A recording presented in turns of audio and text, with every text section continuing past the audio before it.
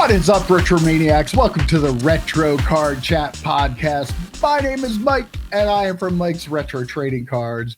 You know, guys, I was flipping through the paper the other day, and I found this article. I think it was one of those syndicated articles that go in like a bunch of papers. I think that's what it's called. EPL, correct me if I'm wrong. But I'm going through the paper, and I see this article, and the article's titled, 3 Sports Card YouTubers DILFs to Watch in 2026. And sure enough, there's our picture. Now, you know, I want to be respected for our opinions, but all this stuff about our appearances is getting out of hand. You two tied, I believe, last year for People's Sexiest Man, and now this, 3 DILFs to Watch in 2026. I just don't know what to do anymore. But this Joe Day and EP or Pahalik. What's your name? Yep. Eugene Ponderosa. How you doing, boys? We got there. Took the long way around a little bit there. Yeah, that story actually appeared on the Associated Press and Tribune News Service, so it went out to every newspaper in America. Syndicated? Is that? Oh yeah, yes, yes. Wait, they still have newspapers? Wait, what's going on here? I didn't know this.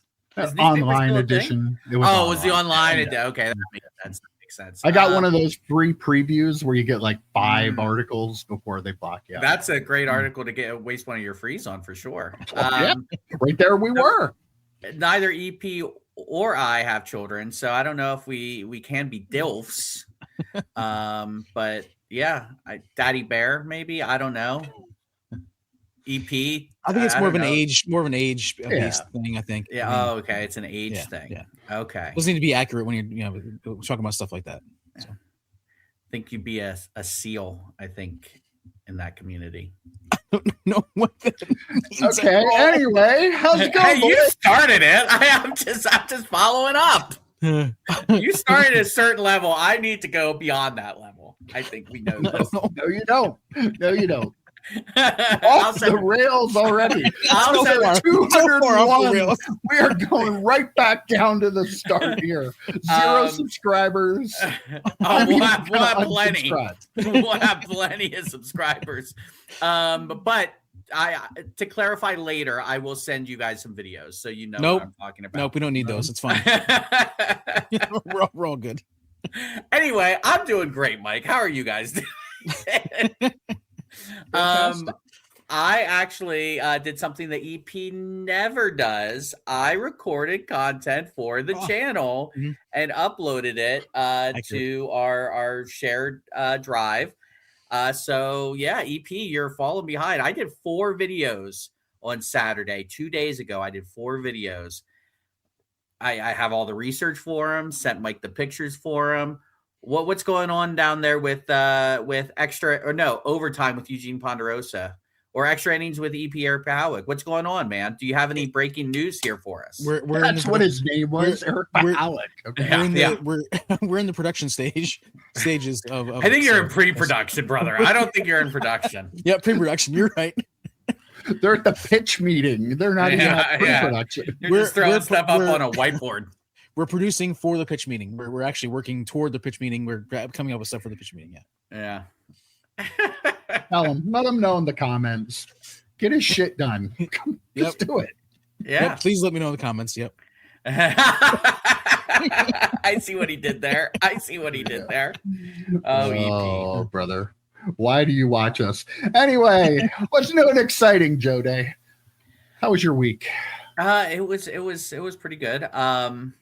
Yeah, not too much card stuff. I'll tell you why. Other than recording the videos, because my hands are dry AF, boys. I can't. I don't want to touch stuff with these dry hands. And then if I moisturize, I don't want to touch stuff because they're moisturized. I can't win. I have all these cards I want to do a bunch of card stuff with, but I'm so sad for you, Joe. Are you okay with it? It is rough. I'll tell you what, though. It was negative 9 degrees the one day I was taking Bailey out to do her business, and oh my God, it's like when your nostril hairs freeze and it feels like they're just gonna snap off. That's what it was. -9. That's not an exaggeration. It was -9 degrees at one point this past week. So hopefully we get a little bit warmer weather. My hands can recoup, and I can then open up boxes and do card stuff again. But yeah, it's been rough. I'm kind of going through withdrawal a little bit. I have 3 cases of Star Trek Connections coming in like 2 weeks. Hopefully these hands are not as beat up by then. What are you going to do? Concerned. What are you going to do if they're not? What are you going to do? I don't know. If they're not beat up now, they're going to be beat up going through 3 cases of 16 boxes per case. I'll tell you that. But I would have thought at least one of your hands would have been moisturized. But yeah, how's it going, EP? I'll send you some video. No, please no video. How do I follow that? I had a lot of sales this week. Obviously, I'm selling a low end stuff, so I didn't have a lot of. I didn't make a ton of money, but I had one really interesting one that I shared with you guys yesterday. I had somebody from Australia buy 3 of my Infinity Saga cards. You shared it. Mike is still losing it.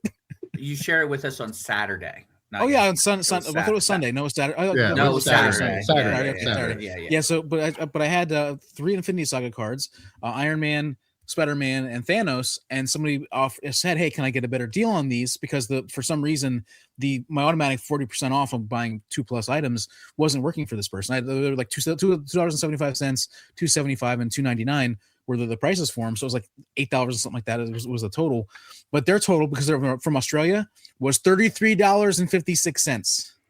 They paid $33 to get 3 of these cards from me, 3 base cards from that set. So that's what they get for living in Australia. I guess. So the exchange rate was just outrageous, I thought. So I just thought I would share that. And part of it is obviously getting the shipping. They have to pay the shipping. I don't have to worry about it because I'm sending to Illinois or wherever you're sending to Illinois for the international hub. The fulfillment center. So but anyhow, I thought was like, that's just a crazy amount of money. So it's best for me to say, hey, can I get a deal? And it's like, so I had to go in manually and give them the 40% off that I give normally to everybody else. So for some reason it wasn't working for them. But I thought it was interesting that outrageous amount of money to pay for 3 base cards from that set. I sold my Lola Bunny 1/1 to somebody in Quebec. So it was a big weekend for international sales. Yeah. How about that? Yeah, nothing for me. I will say I do find it annoying sometimes with some international buyers where they will message you and be like, hey, can you give me a deal? Now, you had a 40% off thing that wasn't working, so that makes sense. But they'll be like, hey, can I get a better deal on this? Like, I'll send them an offer and they'll be like, can I get a better deal on this? Because I have all this shipping to pay. And I'm like, that does not affect me at all. Like, I'm not getting that money. Like, just because you have more shipping to pay does not mean that I'm automatically going to send you a deal. Sorry. Like, you know what they should do? They should ban that. Oh, yeah, maybe. Maybe this Wednesday we're going to talk about things that we want to ban in the hobby because that's just the way we are. And Mike did have to specify, great tie-in. Mike had to specify you can't ban people in this little exercise that we're doing. Joe can't say I'm banning Fanatics. No, wait, too easy. Wait, hold on. That was 1, 2, and 3 for me. What? That was not the exemption list. I'll have to, before Wednesday, I'll have to think of a third one then. Yeah. Well, I have a little issue here that I want to talk to other collectors about because I was talking about it on Twitter or X if you're young. And I found that I am not alone in this problem, but I have a couple cards. Let's say they're valuable cards. They're both worth over $100 each. Can't find them. I don't know what I did with them. I know I have them. I know I didn't get rid of them. I didn't sell them. They've really never left the house. I had them before in a case, like one of those kind of like a cheap knockoff Zion case, just I had to keep some stuff in. And for some reason, I thought it was a good idea to take them out of that. They're not in there anymore. I have looked everywhere I would keep cards and I can't find them. I know I had them just recently. I was using the new eBay scanning price guide thing on my phone and used those cards to do that. And I have no idea where I put these cards. Do you guys ever have this happen where you just, you have a card, but you have no idea in the world where you put it? I know EP does. Yeah. What about you, Joe? I have no idea what you're talking about. There's no way I would lose cards like that. Have you checked though? Have you checked underneath your chair perhaps they're being used to keep that one side No, of your chair just a bunch of floor tiles there. Okay, all right, no. True story. Yeah, we're all kind of crossing our fingers to see if Mike falls on camera. It'd be fantastic. Not gonna happen. Yeah, I don't know. I've misplaced a car. Like I was looking for something the other day and I found it, right? I'm like, it's in one of 3 spots. Of course, it was in the 3rd spot I looked.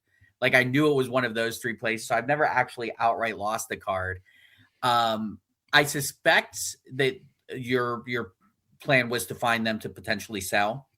Because the way a collector could easily find cards like that is buy them again. Then they'll just show up. Then you'll find them. As soon as you buy them again, you're like, well, there they are, of course. Last place to look. But yeah. Yeah. You ever have that problem? Oh, dude. I think in 2024, I bought a binder of basketball cards. And then it was like there was like a second-year Kobe card, a Vince Carter rookie card, a handful of like finest refractors of decent players. So like it was a binder full, but it was one of those things where people didn't want to buy it because cards were all on pages. But I'm like, I have no problem taking cards out of pages. And I took all the best ones out of it and I put them somewhere. And I got the number of I've gone searching for them probably 3 different times in different boxes and stuff, and I cannot find them. So yeah, this is something that is definitely a problem that for me as well. I wish there was a way to there's just no way to really not have it happen. Like there's no way for it to not happen to those of us who with a lot of cards. So why don't the companies build like little GPS trackers into the cards so we know where they are? That would handle it, right? It would. Oh my God! Can you imagine the amount of signals that be going off? Oh my God! In my apartment, EP's head would explode from all the radioactivity. Right. Oh my goodness. Oh well, we got a lot of fun stuff to talk about this week, so let's get into it. Yes. Well, fun for us. We have some things that we can complain about. People we can make fun of. Okay, so now apparently. And I'm going to share this on the screen here if I can figure out how to do it. But Sports Card Radio posted on Twitter these documents that were allegedly from meetings that Fanatics had with different people they do business with at the National this past year. I hit the wrong button there, so give me another second to draw this out. But I'm going to put it up on the screen here. And it's just, are we there? There we go. There we go.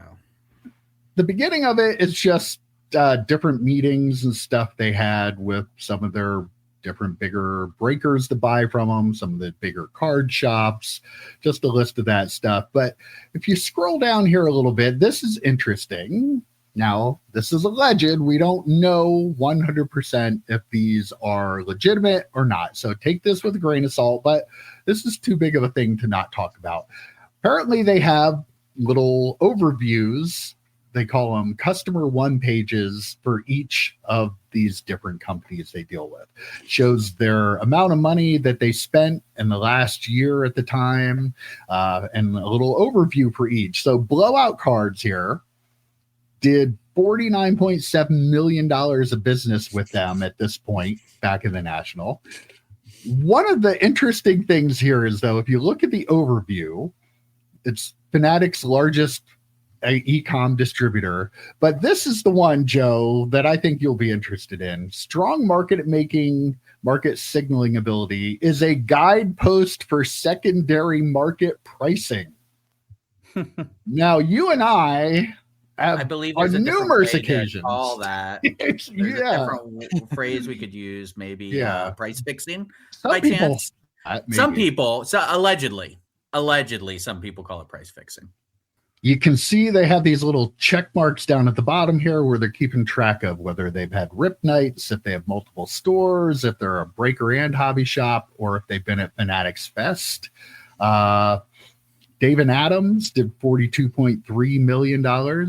They checked all their boxes there. Oh, good job, guys. Good job. It does show that they're in a partnership on a profit sharing model for all hobby box releases, which is interesting. I'd like to know more about that. Fanatics Live has identified his breaking operation as an account that should receive stronger allocation support in exchange for product being broken on platform. So there's another little interesting tidbit about stuff we talk about. Blez Sports Cars, I know, Joe, you watch their breaks quite a bit there.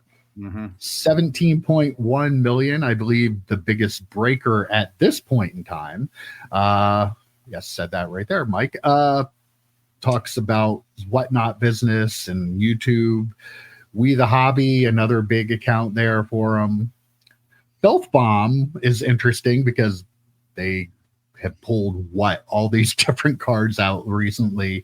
They had only spent 12.9 million at the time, but it shows in here that continuing to scale their business by opening new product and will grow exponentially when fully licensed basketball and football products are available to them as part of the direct program. And we've 100% seen that happen. They've become one of the biggest. They might even be their biggest breaker now on Fanatics Live.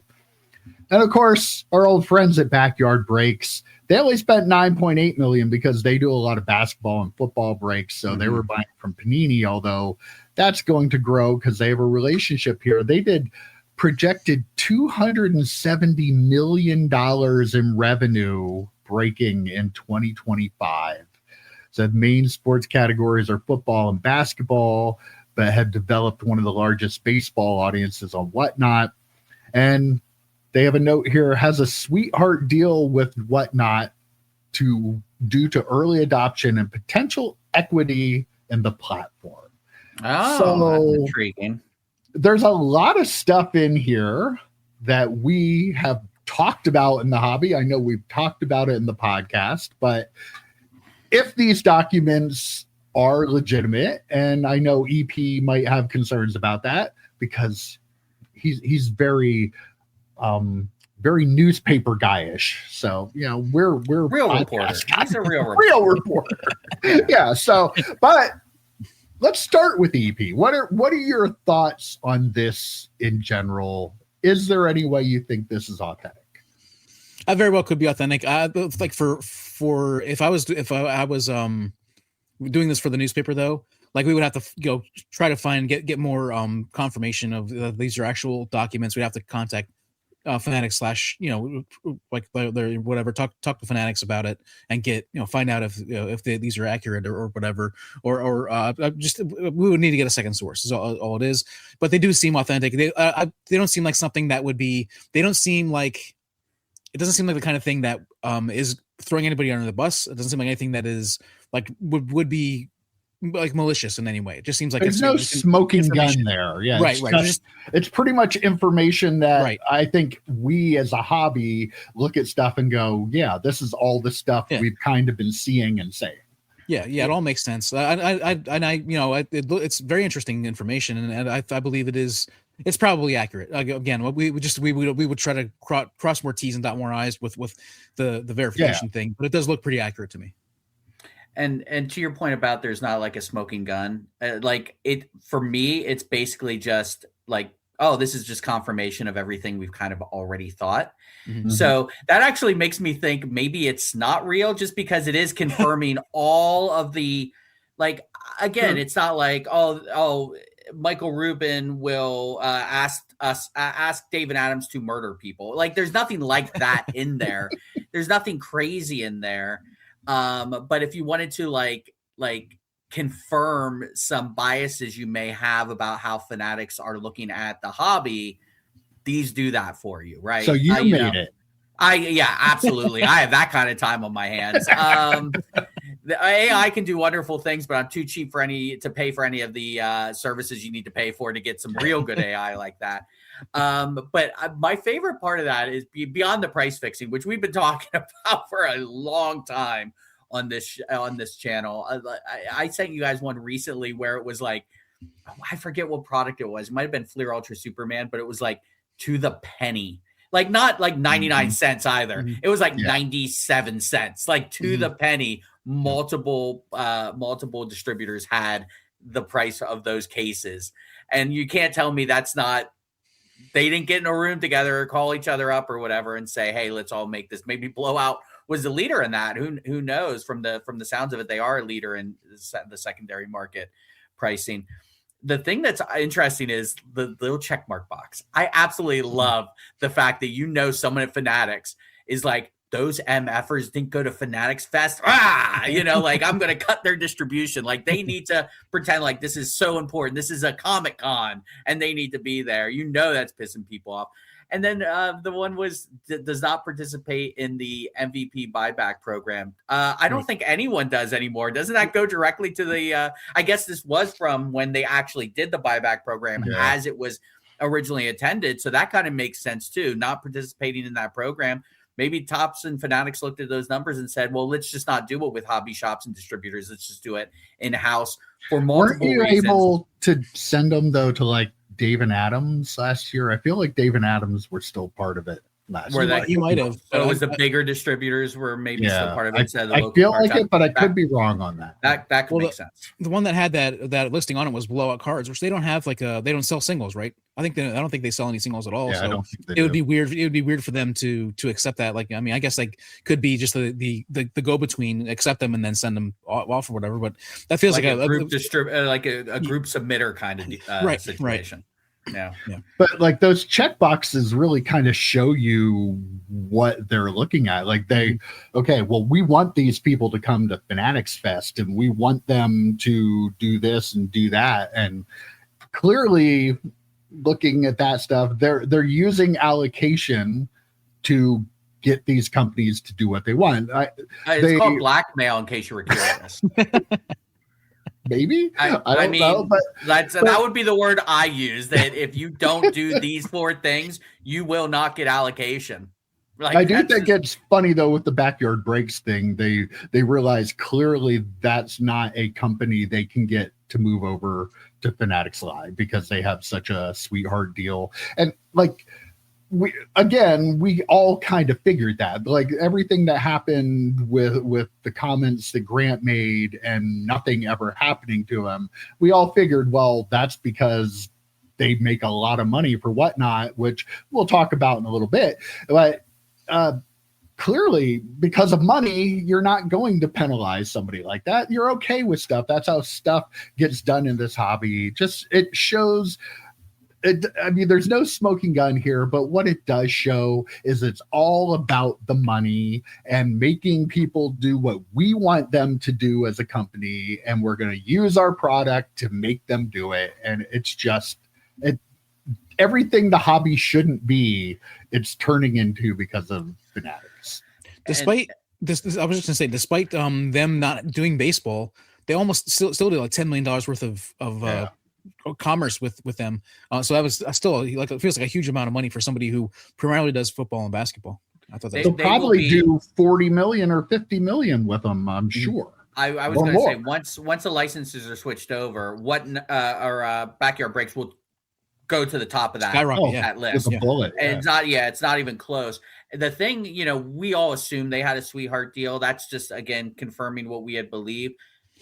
I didn't even register to me that because they were an early adopter, they may actually have an ownership stake in Whatnot. I think that's the real, like, oh, that all makes sense now. Like, of course, someone who has and Grant is the owner of Backyard Breaks, for him to have an ownership stake in Whatnot as an early adopter, it makes even more sense now that they did so little and they've done so little to ban Backyard Breaks from Whatnot. I mean, but between the Trevor Lawrence, that's a Tesla thing, and some of the other shady shit they've done along the way, on top of that, the comments that he's made and kind of the gross bro culture that they have over there, it just all kind of checks that box that, oh, no shit, they have an ownership stake in Whatnot. It's like, okay, that makes sense. Yeah. All right. Well, that's not the only drama going on, because this one's quite interesting. Packman. Everybody knows Packman from YouTube. He opens boxes of cards. One of the first channels when I started getting back into cards that popped up, and I watched quite a few of his videos, and I haven't watched any of them in a long time. Over time, I kind of got the feeling of, come on, dude, you're not really paying for these. They're giving you these, and like you're being paid to do these videos. And changed a little bit, but I saw a different side of him in a video that was posted. It was originally posted on Reddit. Dan the Card Man has a video up about it. I know Run Good Life has talked about it quite a bit too. But the video they're breaking, I believe it is Topps Midnight Basketball. And Packman is basically desperately pleading to people and getting angry with people that they're not paying the prices. It was a 10-case break that they were selling player spots for. So they wanted to try to fill up the break. And player spots. Just reiterate that. Player spots, not team spots, player spots. And they were having troubles. The prices, from what I've heard, that's not my world I live in, but I guess the prices were really high for a lot of the players there. There were people in the comments making comments about it, which was making him even more mad and pissing him off. It was really, at one point he said that he can almost G-word, and he meant guarantee. He was basically saying, I can almost guarantee that you're going to win if you buy this spot. Like, how are you not doing it? He also said, I'm surprised no one wants free money. He literally said that. He's selling these spots and he's telling you that, like, you're dumb because all these spots that they're asking like $5,000 and $10,000 for some of these spots. Like the Shaquille O'Neal, I think the starting price was like $2,000 for the spot. Just crazy that like he was going off. He was getting really mad at the people in the chat. They blocked some of the people. And the funny thing is, if you watched his video opening this product, he was clearly like, oh my God, these boxes were horrible. He was trying to hold it in, but just watching his face when he was going through, you got 3 autographs per box of this, and he got crap.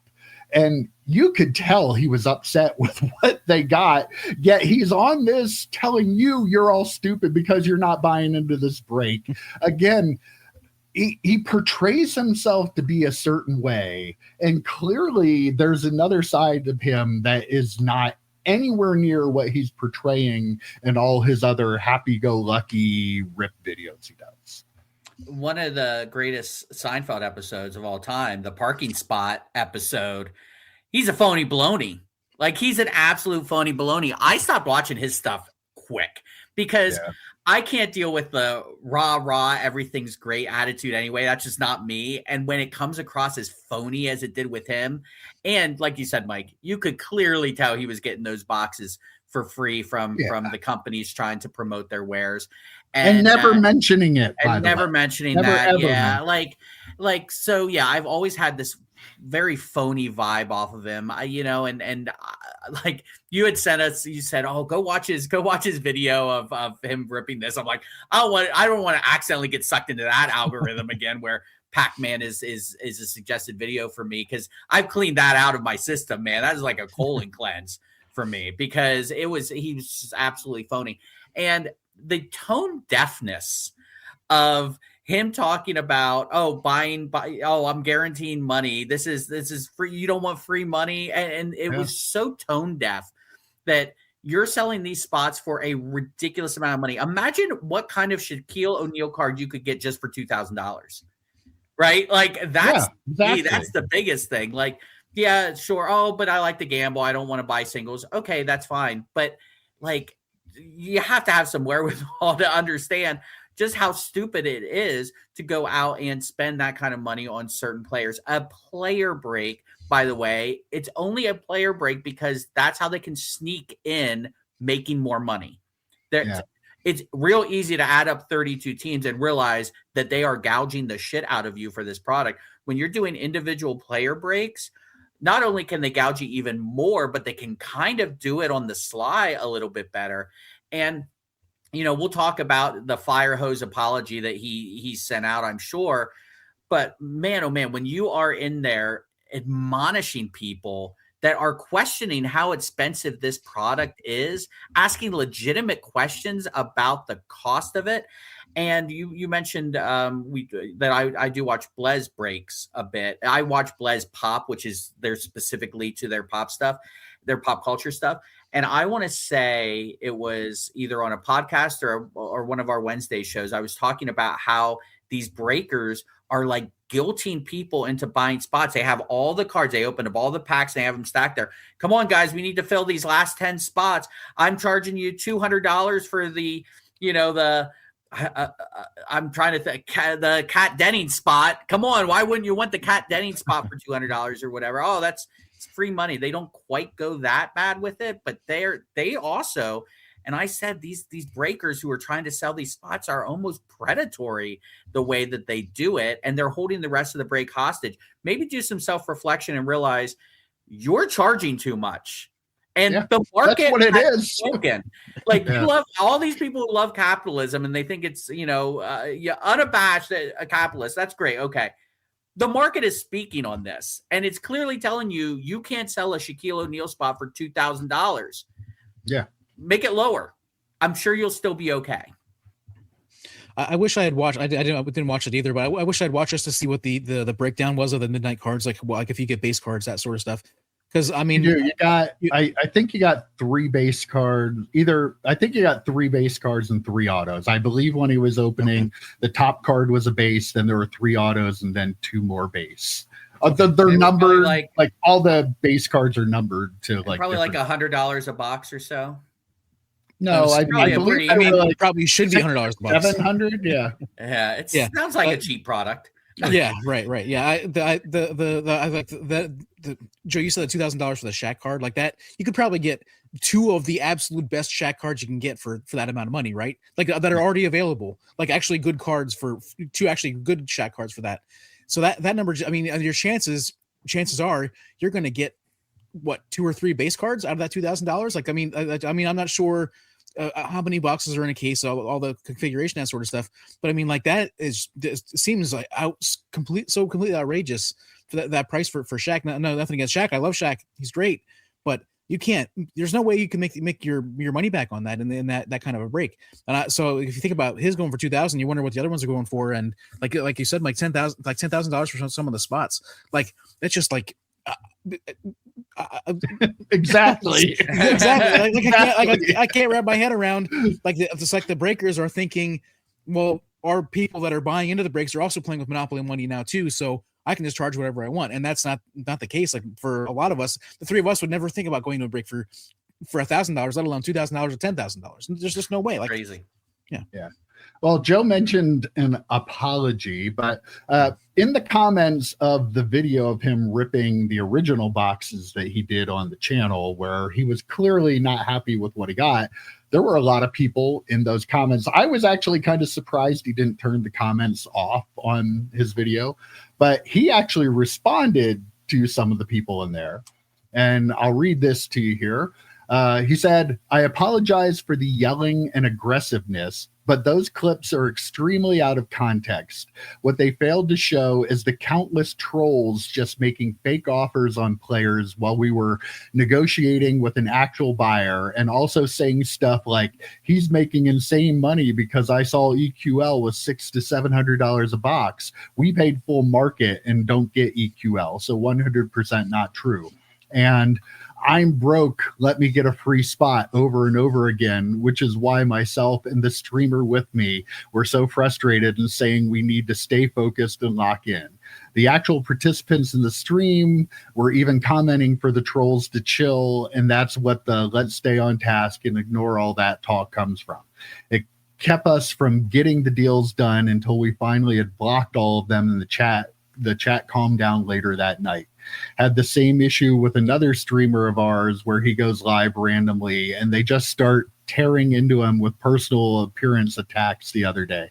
We've had enough of the trolls, which does happen when you're running big shows like this, but it's on me to manage the frustration better. I 100% will do a better job now that I know how it can be portrayed poorly and taken out of context, but anyone in our position, I feel, would have done the same thing. So that's his apology of, well, I'm sorry I got this way, but it was all their fault. It's not my fault. But I will make sure that now that I know it's all your fault, that I'll try to handle the fact that it's all your fault better in the future. I love me a good non-apology apology.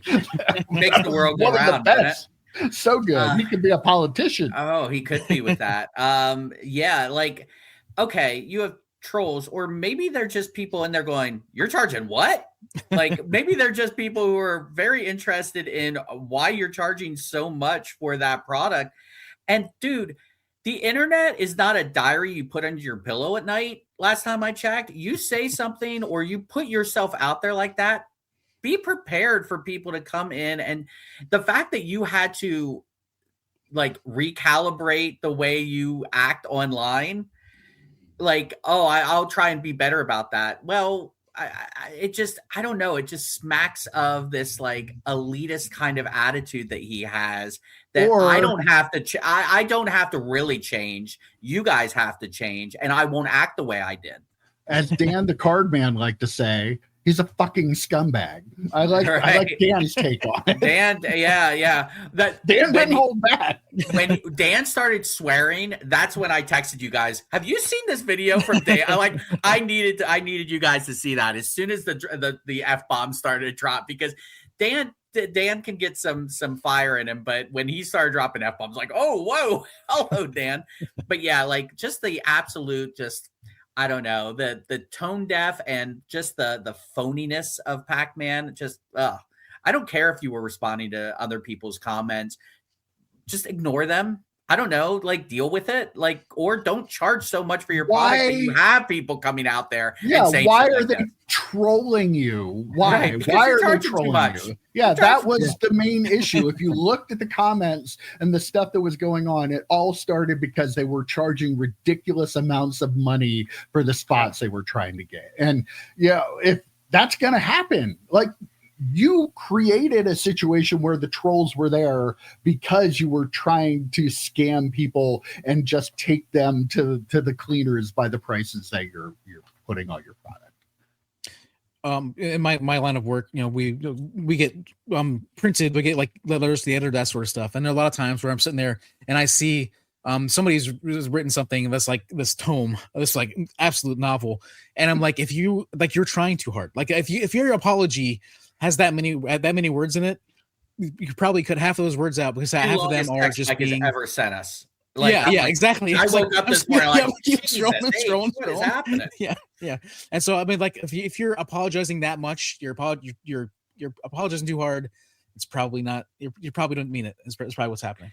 It was such a long I think you sent two of them, Mike. Yeah, they were such long texts. I honest to God thought you had sent a text and then accidentally hit the twice. The speak to record thing. Oh, okay, all right. And then it was just like you asking Amy for a Starbucks or something, and it's just like text. Because I've almost sent those. So I'm like, is this what this is? And then I started reading. I'm like, oh no, it's just Packman bullshitting about, oh, woe is me. Feel bad for me.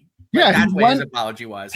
I sent you two because he went on in the comments and like said just about the same amount, basically saying the same thing over and over again to a reply to his original apology. Just like, dude, walk away from it. Turn the comments off. I was just, like I said, I was really surprised that his comments were even on. But a little follow up to this. This was One thing real quick about that before I lose it.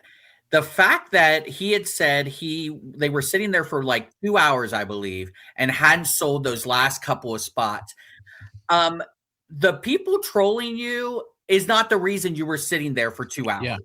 Yeah. They were probably trolling you maybe an hour into it, right? Okay, sure. Let's just say for the sake of argument, that's what happened. You sat there for 2 hours without selling a spot. Self-reflection. Just have a little bit of it. A little bit. Yeah. Sorry for interrupting. The original post on Reddit and the video have been deleted.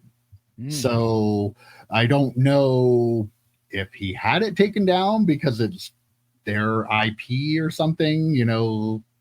WWE, if you post one of their videos, they'll come after you and make you take it down. I don't know if that happened or what happened there, but Dan the Card Man has a great video on it. So if you want to see what Pac-Man was actually saying, go there. Like I said, Run Good Life had posted it on Twitter and reposted it and might have reposted it again, because when they saw that the original thing was taken down, he was like, don't worry, it lives here forever. So it's out there. Watch the Dan the Card Man video, because hearing his Australian accent and cursing, I just love it. It's just something special about like British people and Australian people when they curse. I just love to hear fantastic stuff. By the way, as an aside, Mike, we're both fans of The Pit. Did you know the one Dr. Whitaker is actually either British or Australian? He was doing an interview and was not American. It always blows my mind. It blows my mind. I'm like, that was jarring. It was jarring to hear him speak like that. But anyway. The issue with this whole thing with Pac-Man, that started at the beginning when, I mean, obviously the prices were crazy, but also deciding to do, I didn't talk about this from the very beginning, the deciding to do a player-based break, right? Mm-hmm. Like that. I mean, because in sports, you typically do the teams, and so the choice obviously from the very beginning was worrying about the monetary part of it, right? And so that, like Joe said, you can maximize your profit if you do by player. But like I would love to see what the add up all the different numbers that the players went for, and then compare it to the prices of a case in the secondary market. I bet you it's more than and that. I highly doubt. Like he kept saying, "Oh, I had to pay full retail." Did he though? I highly doubt that he was paying what we would have to pay for that product to get 10 cases. To get 10 cases, I have a hard time to believe that he paid above market price or even market price for it, to be honest. Yeah. He has 383,000 subscribers on YouTube. He is one of, I don't know what Jeff Wilson's at now, but he's right there with Jeff Wilson for like the biggest YouTuber. So it just, I guess they just don't know how to act when things don't go their way. Right. And I would say it's because when we first got back into it, the two biggest things that would build up people's channels were grading card reveals and breaking new product. And he got in there right as the boom was happening, and people subscribed pretty quickly to him. So it doesn't surprise me. But that was my point earlier. It's like he thinks he's too good for those commoners who are talking about how expensive this break is now. He's gone beyond just a guy opening up packs of cards. He's trying to maximize any sort of profit he can off of his 300,000 plus subscribers. Okay. All right. Well, I mentioned it a little while ago, but Whatnot released sales information for 2025. They did $8 billion in gross merchandise value in live selling in 2025. It was double what they did in 2024. Wow. So they did $4 billion in 2024, and we're going to be a little bit higher this year. Yeah, $8 billion. Holy crap. Sports cards are their number one category in the US and their second highest category globally. And trading card games is the number 2 category in the United States. So cards, trading card games, and sports cards are definitely pushing the sales on there. Buyers are buying more than 6.4 million sports cards per month on the platform. Maybe I'm doing this hobby wrong. Maybe I need to start live selling on Whatnot, because that seems to be where it's at. Holy crap. The death knell of the channel would be Mike selling on Whatnot. He started selling on Whatnot. I don't know, because that's a lot of content for us. That's a lot of content for us. I won't lie. I thought about it. Oh no. It's interesting, because when you hear those numbers and then you go back to the first thing we talked about with Fanatics, you're thinking to yourself, at what point do they say to the people who are very leveraged over on Whatnot, you're doing okay on Whatnot now because you can get Panini products. What happens if we not blackmail you, but strongly Wink, encourage wink. you.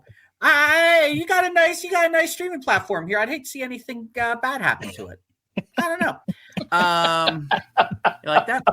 You got a nice little breaking company here. I didn't see anything bad happen to it.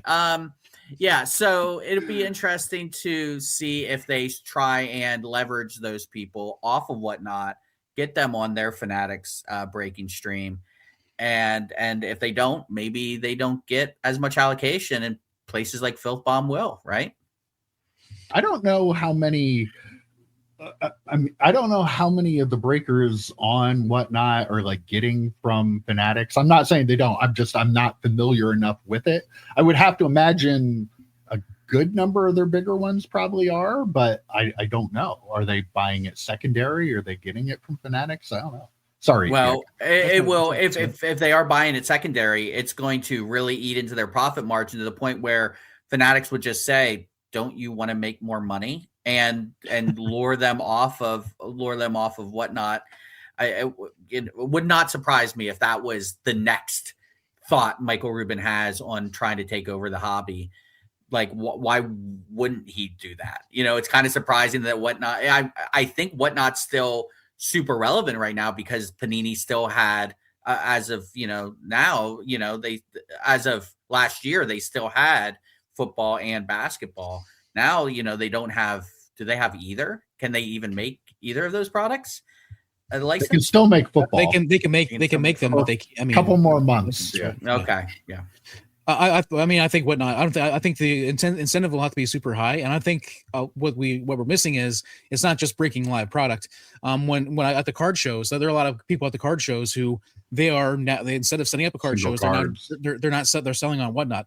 When people go to our card shows and they buy somebody's entire table out, they're buying that for Whatnot inventory to go sell live on Whatnot. So I think Whatnot is here to stay. They're going to be a contender and continue to have. I would be surprised if they doubling again from 8 billion to 16 billion would be outrageous, but I wouldn't be surprised if it goes up another billion or so, just because I think it's a growing thing. I see a lot of I don't know if it's like Chasing Cardboard or Ty Wilson's channel, but he's got a couple of them on there where he actually did Whatnot sales instead of that, and he's just like the numbers are just outrageous for him.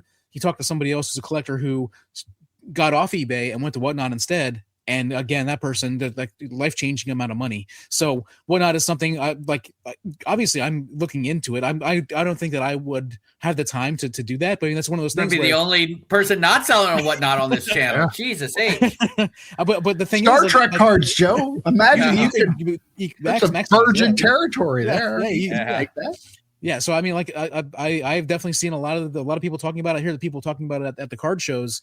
Makes me think I should probably and some of these people are selling cards that they buy for $20 for $100 on Whatnot because of the live selling, the competition, that sort of stuff that happens. It's pretty crazy. Can I tell you the problem that you would have with Whatnot EP? I mean, time, but yeah. I like the reason that a lot of people do very well is because they build an audience, because they're there every Wednesday night or they're there every Thursday night, and you couldn't do that.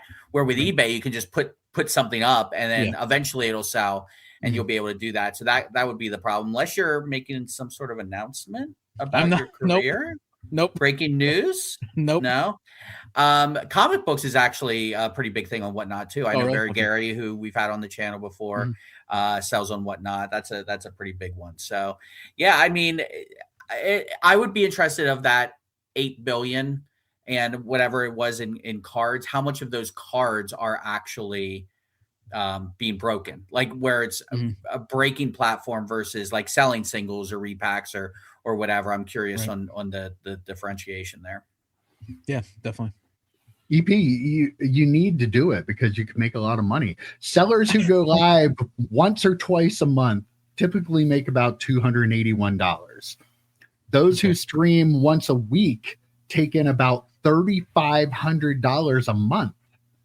And streamers who sell 3 to 4 times per week bring in about $12,000 per month. Oh my gosh!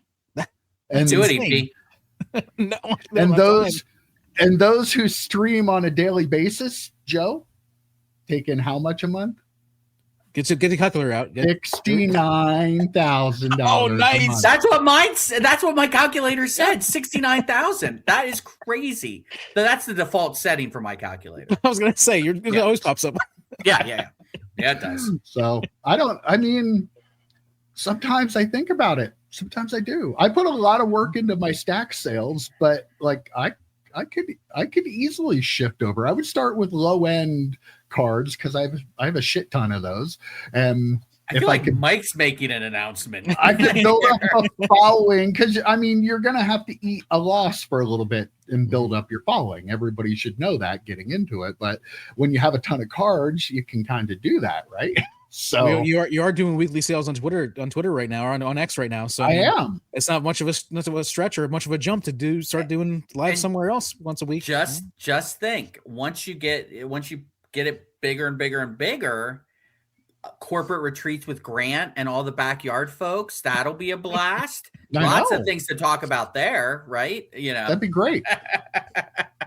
Wouldn't you want a reporter on location for the pod? Of course. He owns Whatnot. He would kick your ass right off if you started reporting. Mike reporting live from a white party. Yeah. The whitest of white parties. That'd be so great. That'd be so great. Oh, and other news, eBay is adding card ladder data to its price guide and to listings. Their little, I don't know if you guys tried it yet, the little scan with your phone price guide that shows the past sales and stuff. I like that, but it doesn't always work, I've found. So go figure. But yeah, they're going to be adding it to that. So you'll see like the index for players, and they're going to add the player index to specifically listings you have on eBay. So if you have a card of a player that has an index on Card Ladder, there will be a place to click on it and get to see some sales data from there. It's interesting how much eBay is leaning into like the card data side of things, using the app. The app, I was using it at first and it worked really well. Now, the last few times I've been using it, I'd say over half the time when it's taking the picture of the card, it's not coming up with the right card. It gives you an option. It'll scan the card, and then it gives you like 3 or 4 cards, and you pick which one it is. And recently, it hasn't even been close. When I first tried it, it like nailed it every time. And now when I'm doing it, it doesn't even come close. It gives me like a card from a different year, from a different brand. I'm like, Pokemon. What's going on here? It's Pokemon as you're scanning football. That must be. Well, might happen. I don't know if that happened or not, but yeah. Card ladder data. You're all excited, right? Yeah, sure. I like the thing about it that I wonder if they'll integrate it into when you're doing a listing. I know this really bothers EP when you're doing a listing and the suggested price for the listing is like, it's like clearly like I say a $500 card. It's like suggested price $25.99 with free shipping. I'm like, what? Right. How is that possible? So hopefully they integrate that into the listing side of it. If the scanning thing worked, it would be interesting. It'd probably save you a lot of time, but like if you need to scan it like 12 times, just type it out. Yeah, like it'd be quicker just to type it out in the search, right? Like it's one of those, technology would make this really, really a lot better. And then it actually ends up making it worse because the technology doesn't work and you're getting frustrated that you're scanning the same thing when you could have easily have found the price if you just typed it in 10 minutes ago. This makes 100% sense for eBay, though, right? Like integrating this stuff because their card sales are such a huge proportion of what their sales every year that like finding ways to improve the experience for card sellers and card buyers is definitely a big thing. Card Ladder, don't they like curate they don't have literally every single sale. I think they curate and have like certain players, that sort of stuff. So I wonder if that may be part of the issue with the scanning thing. Although I've tried to scan some cards too using the regular eBay app, and sometimes just doesn't like want to cooperate. So yeah, give you the right one. I witnessed that too. Yeah. Well, I know you guys have enjoyed all the Logan Paul, Ken Golden Pokemon talk the last couple of weeks, so I wanted to throw this in here quick. They are running a box break for a first edition base Pokemon box. I know you're excited, but unfortunately you didn't get in time. Did we? That's true. You may have. The spots they sold, the 36 spots, totaled $1.4 million. The last box that was actually private or publicly sold of this sold for $432,000 in 2020. But here's the catch. You get to go to Ken Golden's compound in New Jersey and break it with he and Logan Paul. I am so mad I didn't get in on this. I will report back. Okay. I'll let boots on the ground. So Logan Paul is not the one with the PSA 10 Illustrator card. He is. Yep. Okay. Yes. Isn't he also friends with Jake Paul? Is Jake Paul the one that got duped? No, Logan is. Logan is. This is all Logan. Yeah. And Jake is the one boxer. Jake's the one fighting Mike Tyson on Netflix. Oh, he didn't have the I thought he was the Pokemon Illustrator. No. Well, I think Logan came out with him and may have worn it. Or you could be thinking of like WrestleMania. When Logan Paul was at wrestling. Yeah. We're wrestling. Okay. Yeah. All right. Oh, they whatever. 6-1. Already way too much time on this topic. Yeah. Long story short, man, that's Packman level cost right there per pack, right? Yeah. I was gonna pull a Shaq card. I was gonna say, are they doing like a character based, like every Pokemon character for that set? Is that what you're doing? Then you get a pack. Just a pack. Yeah, it was a 36, so I was figured to probably be a pack. Yeah. So. All right. Well, we had a lot of really gross stuff to talk about today, so I have a couple things here. I want to end the podcast with some more fun stuff here. There was a cool little article on Sports Collectors Daily about card show strategies, and I really want to get your thoughts on this, EP. Mm-hmm. They had an article there about how people decide what inventory to take to a card show. They're talking some of the different ways they do it are seasonal, where people take whatever sport is in season, then they'll take more of that. Other people said they want to just have a variety of stuff. One person had mystery packs. He wanted to use those as a draw to get people to his table.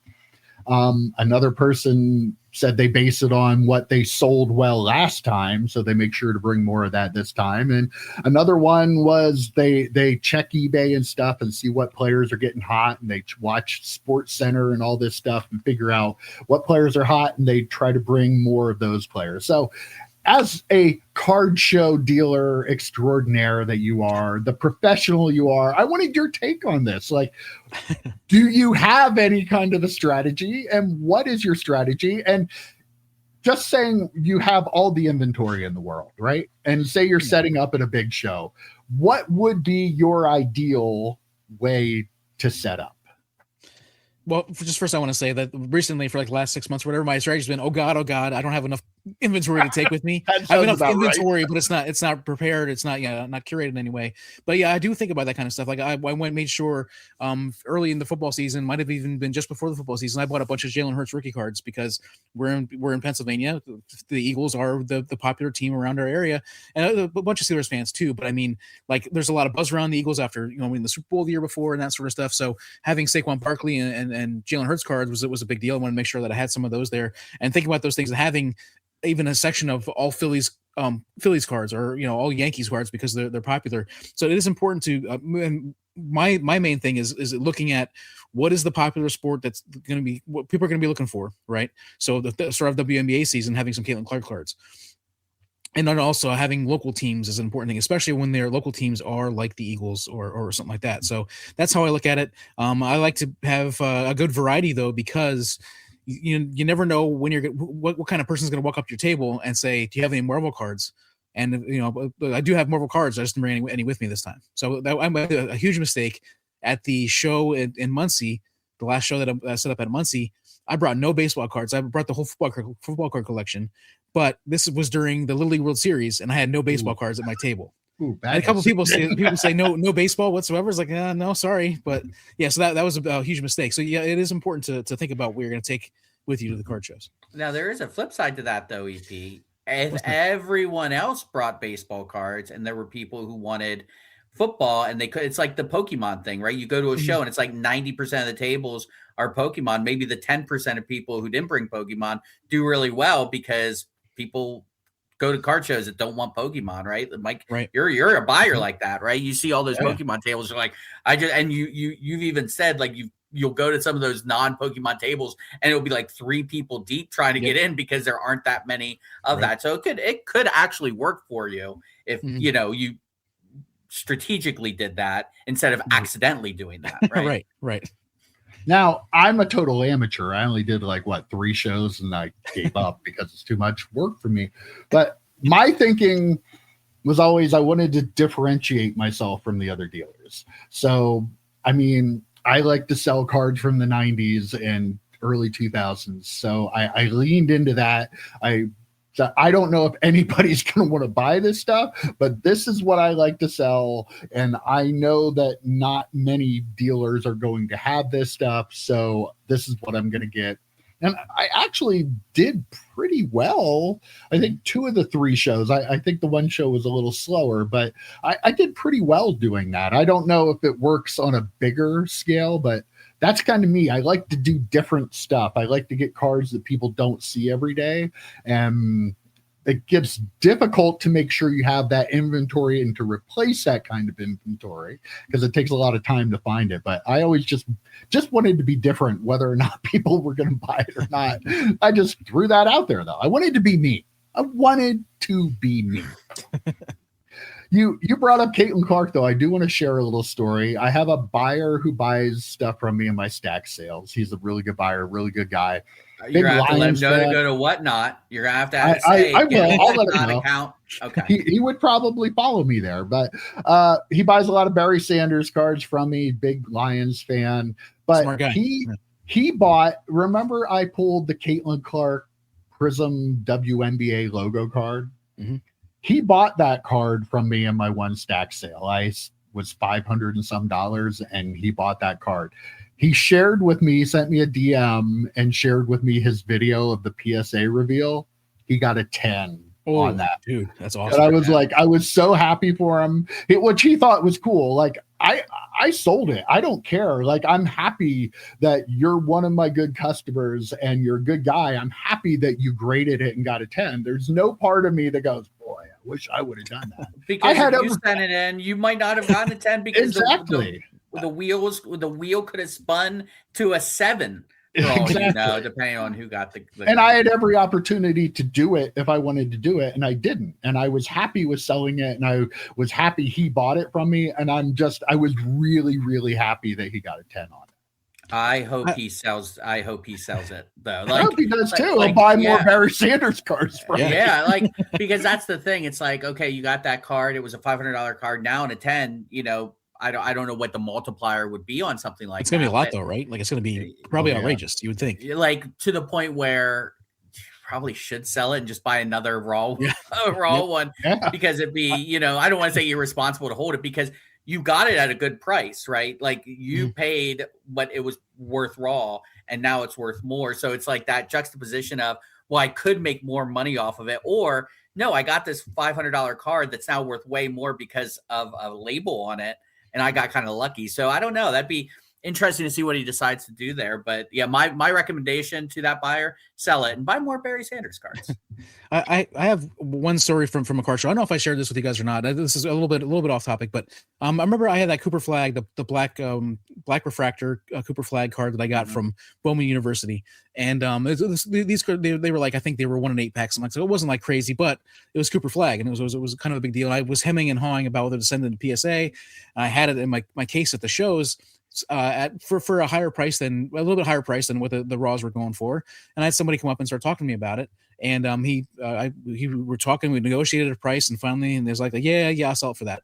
And he said, I said, are you going to send it to PSA? And he said, yeah. And so I said, okay, well, I mean, let me know if you can see me at another card show. And he came back to my table, but like a couple shows later. It was just maybe like months and months later, obviously with PSA, with how long it takes to get cards. And I was there, and it's like, hey, you bought that Cooper flag for me. Did you ever send it to get it graded? He said, yeah, it came back at 10. And so that was very, very cool. And so I was just talking to him a little bit, and he said, hey, it's crazy you remember that. It's cool that you remembered that. And so then When I was leaving the show, this last show that I went to, where I was just a buyer, wasn't set up at all. As I'm walking out the door with my box of cards that I purchased, he's walking to go in, and he's like, "Hey, how you doing, buddy?" And I said, "I'm doing great." And so I just had a little interaction with this guy who all he did was buy a card for me, but just because I remembered that he was going to send it and get it graded, it was pretty cool. So I just wanted to share that. It was a fun little story about the card show. So. Yeah, that Caitlin Clark's like a $2,200 card now in a PSA 10. So nice.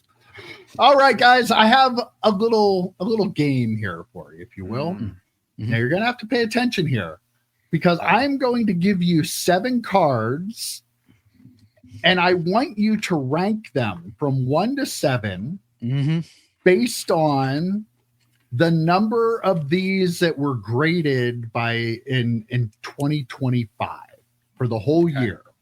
Okay. So the first card is the 1989 Fleer Billy Ripken fuckface card. I can say that. We're late into the pod. I can say it. Yeah. Okay. The second card is the 86 Fleer Michael Jordan. The third card. I think he also says fuckface in that card, right? I think he does, yes. Somewhere in the background. It's very simple. 1980 Topps Ricky Henderson. Of course, the 1989 Upper Deck Ken Griffey Jr., which apparently ComC does not recognize as a rookie card. That's weird. If you read the comments, you'd know what I'm talking about, EP. The 1981 Topps Joe Montana. The 1986 Topps Jerry Rice.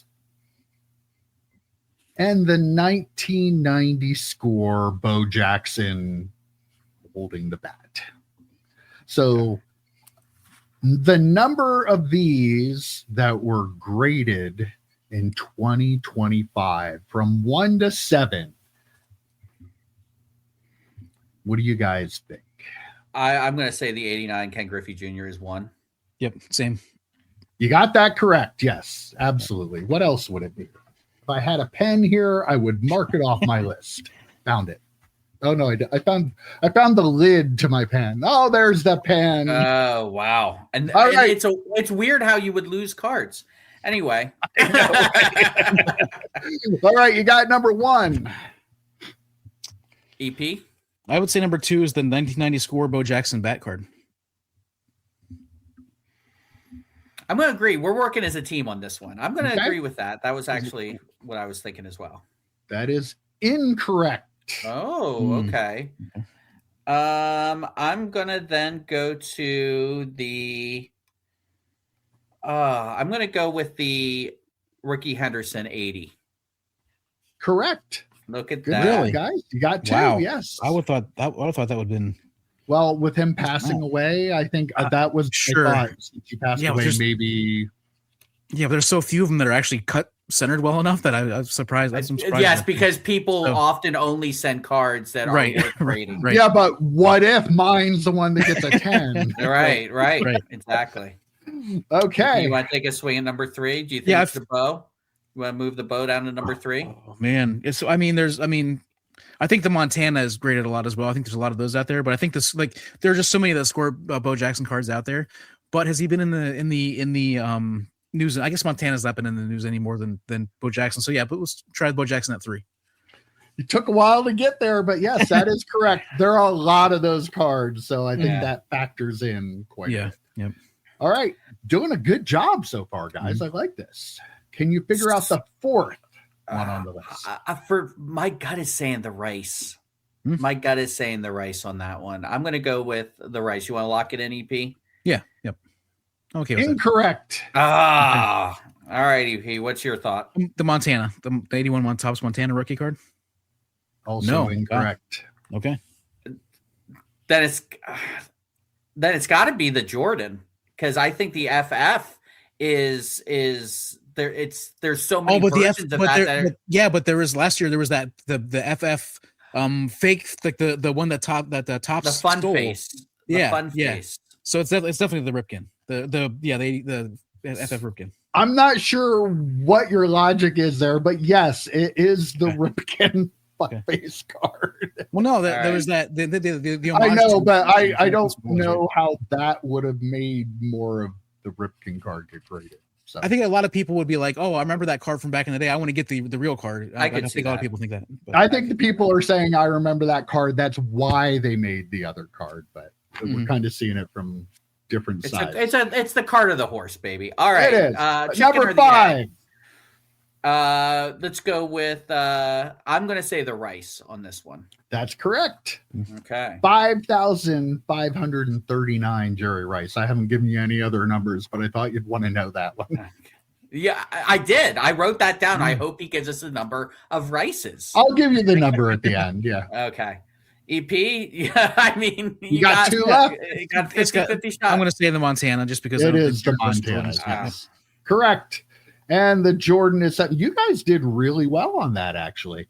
I'm surprised. The Ken Griffey Jr., there were 13,374 graded. That seems low. Yeah.